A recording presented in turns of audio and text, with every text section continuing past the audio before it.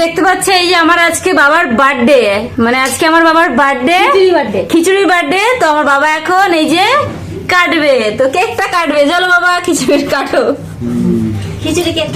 খিচুড়ি cake কাটো।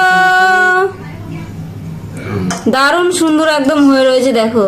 চলো মা মুখে বলো happy birthday, happy birthday to you, happy birthday to you, happy birthday to. হ্যাঁ শুধু বর্ণালেরই তো বাবা।